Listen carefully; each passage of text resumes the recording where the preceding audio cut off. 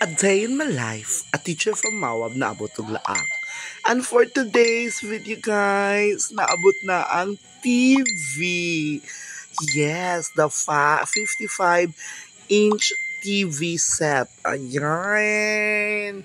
So thank you so much LGU Laak for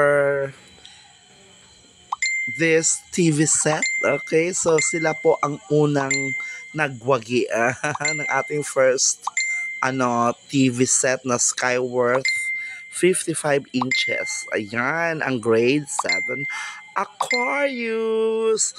Ayan, so gina-install na guys ang TV para magamit na sa atong mga estudyante. So ana siya kadako guys. So this is our prize for the Kahimunan Festival.